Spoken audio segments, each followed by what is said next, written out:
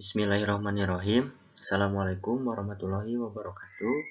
Perkenalkan, nama saya Guntur Lesmana dari tingkat 4B.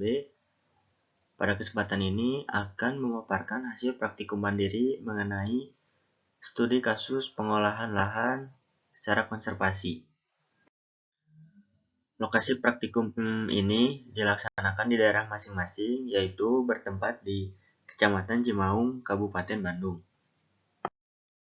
Untuk praktikum yang pertama yaitu pengolahan lahan sawah, di mana pengolahan tanah ini dilakukan secara maksimum karena dilakukan dari mulai pembersihan sampai pembajakan yang dilakukan beberapa kali. Nah, untuk pembajakan sendiri menggunakan bajak singkal dan garu dengan tenaga hewan ternak yaitu kerbau dan cangkul untuk meratakan lahan. Ya. Kenapa dilakukan secara konvensional? Karena di sini lahan berbentuk terasering. Kemudian untuk pengolahan tersendiri yaitu berawal dari pembersihan lahan, sisa-sisa tanaman dikembalikan lagi ke lahan. Kemudian dibajak menggunakan bajak singkal. Setelah itu digaru untuk memecahkan bongkahan yang dihasilkan dari pembajakan pertama. Nah, setelah itu kemudian lahan diairi agar berlumpur. Nah, setelah itu didiamkan terlebih dahulu sambil menunggu masa persemaian siap ditanam. Nah, untuk pematang dilakukan perbaikan dengan bahasa yang biasa disebut di daerah kami yaitu mopok, yang bertujuan untuk mencegah air hilang atau mengalir kemana saja, tetapi disediakan saluran khusus untuk mengaliri air ke petakan selanjutnya. Untuk selanjutnya yaitu pengolahan tanah pada lahan kering atau untuk kebun. Nah, pengolahan tanah dilakukan dengan menyesuaikan dengan keadaan lahan, di mana yang pertama, jika lahan bekas tanaman jagung atau misalkan bekas tanaman sayuran sebelumnya, biasanya dilakukan dengan cara optimum tillage, yaitu dilakukan hanya pengolahan pada bagian yang akan ditanami saja atau bagian alurnya saja. Nah, untuk pengolahan tanah ini biasanya dilakukan pembersihan sisa-sisa tanaman, kemudian dibenamkan kembali, dikembalikan kepada tanah, kemudian dicangkul dan digemburkan pada bagian lajurnya saja, kemudian diberi pupuk kandang sebagai pupuk dasar, kemudian dibentuk bedengan dan dirapikan sehingga bedengan siap ditanami. Nah, untuk pengolahan lahan basah maupun kering di daerah saya bergantung pada kondisi lahan dan ketersediaan tenaga kerja. Kebanyakan pengolahan dilakukan oleh tenaga konvensional seperti tenaga ternak dan tenaga manusia dengan alat seperti cangkul. Kenapa? Karena lahan di sini termasuk memiliki kemiringan yang sangat curam dan berterasering, sehingga akses untuk penggunaan alsintan sulit untuk masuk. Untuk biaya sendiri dalam penggunaan alsintan maupun secara konvensional memiliki kelebihan dan kekurangannya. Adapun kelebihan dari pengolahan tanah menggunakan tenaga mesin yaitu waktu kerja menjadi lebih cepat, menghemat tenaga, lebih murah jika dibandingkan dengan memperhitungkan dengan tenaga manusia, mempercepat waktu penanaman, pengolahan tanah bisa secara maksimal. Untuk kekurangannya, tidak semua lahan dapat menggunakan mekanisasi karena ada bagian-bagian tertentu yang tidak dapat dijangkau oleh tenaga mesin. Kemudian tidak semua lahan dapat terolah, memerlukan keahlian untuk mengoperasikannya, tenaga kerja banyak terdampak dan terancam karena di sini termasuk wilayah perdesaan yang notabene adalah buruh tani dan petani. Kemudian bahan kimia yang dikeluarkan dari alat mesin dapat mencemari tanah. Nah, selanjutnya untuk kelebihan pengolahan tanah secara manual atau secara konvensional, pertama tanah yang diolah dapat terolah keseluruhan karena dapat dijangkau. Kemudian membantu perekonomian buruh tani. Ketiga, dapat dilakukan di berbagai lahan, berterasering maupun hamparan. Untuk tenaga konvensional ini bisa digunakan, terkecuali untuk tenaga ternak. Kemudian mudah mendapatkan tenaga kerja. Ya, karena di sini adalah mayoritas penduduk sebagai petani dan buruh tani.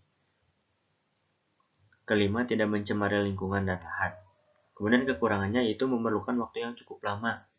Karena penggunaan tenaga manual atau tenaga manusia itu berdasarkan hitungan hari. Nah, hitungan hari ini dipatok dengan waktu dari mulai pagi sampai tiba zuhur. Untuk yang biaya yang dibutuhkan lebih banyak karena hitungannya per hari tadi. Kemudian waktu tanam tidak bisa dipercepat, bergantung. Jadi penanaman itu bergantung pada cepat atau lambatnya pengolahan tanah. Kemudian tenaga kerja lebih banyak dibutuhkan. Baik, selanjutnya yaitu mengulas video tentang pengolahan tanah. Yang pertama, mengenai pertanian dengan pertanian konservasi. Di situ dijelaskan bahwa pertanian yang berbasis konservasi merupakan pertanian tempo dulu yang sekarang hilang karena adanya perkembangan teknologi. Padahal pertanian tempo dulu merupakan pertanian yang alami yang memperhatikan kelestarian lingkungan yang pada saat ini disebut dengan sebutan konservasi. Nah, pertanian konservasi memanfaatkan bahan-bahan alami seperti penambahan bahan organik dari pupuk kandang, menyimpan atau mengembalikan kembali sisa tanaman dan sisa hasil panen yang dijadikan sebagai mulsa untuk menjaga kelembaban tanah. Nah, di video tersebut salah satu studi kasusnya yaitu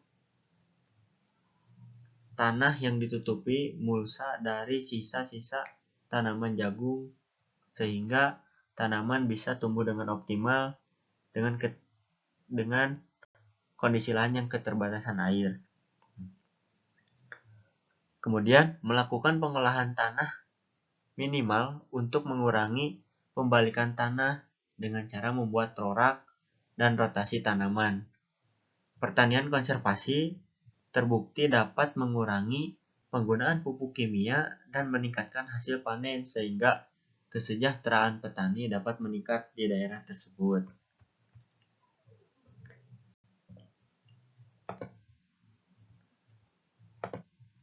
Yang kedua, mengenai video cara mengolah lahan gambut.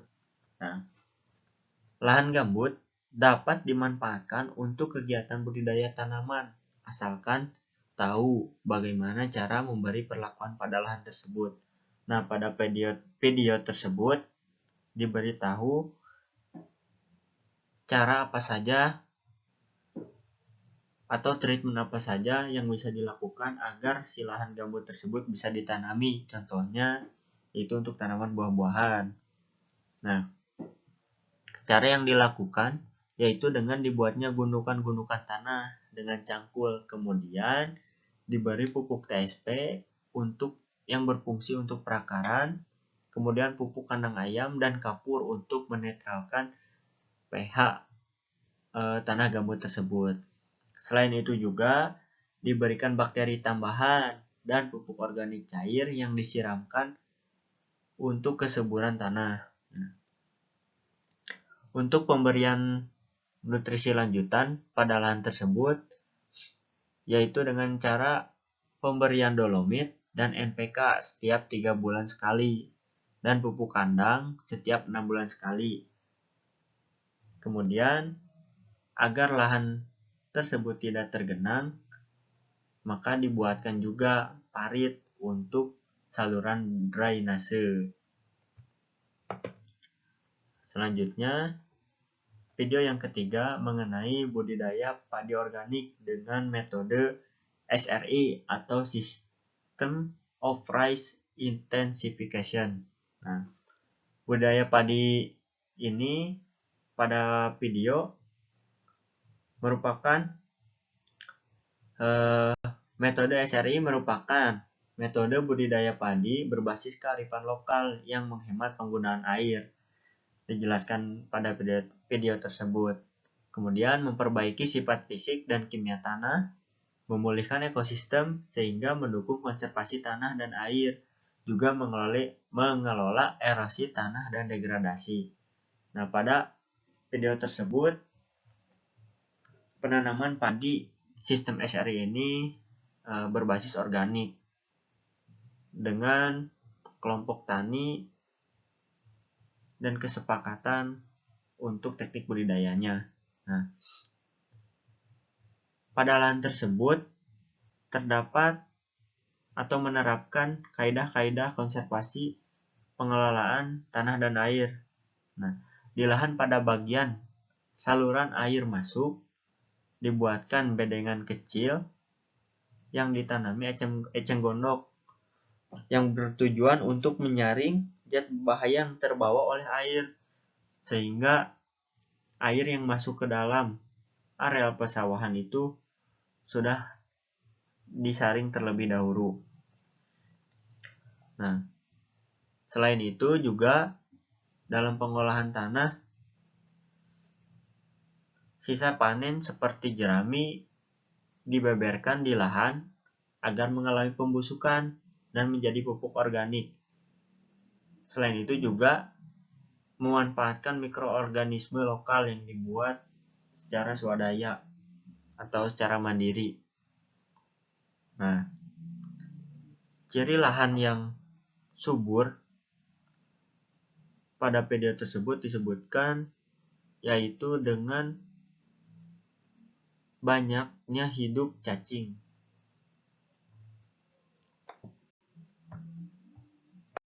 Nah, dari hasil praktikum mandiri tersebut, dari mulai studi kasus dan ulasan video, dapat disimpulkan bahwa pengolahan tanah yang dilakukan di lokasi merupakan pengolahan tanah secara konvensional dengan menggunakan tenaga hewan ternak dan manusia. Nah, pengolahan tanah yang dilakukan dengan menerapkan kaidah-kaidah konservasi seperti pengembalian bahan organik ke dalam tanah. Karena itu juga merupakan kebiasaan masyarakat, khususnya pada petani padi. Untuk kebutuhan biaya, pengolahan tanah ditentukan berdasarkan jumlah tenaga dan jenis tenaga apa yang digunakan. Jika menggunakan alat dan mesin pertanian, maka pengerjaan lebih cepat dan biaya pun berbeda dengan pengolahan tanah secara konvensional karena sistem pembayaran yang dilakukan apabila dilakukan oleh tenaga alsintan dihitung berdasarkan luasan lahan, sedangkan untuk secara konvensional berdasarkan harian.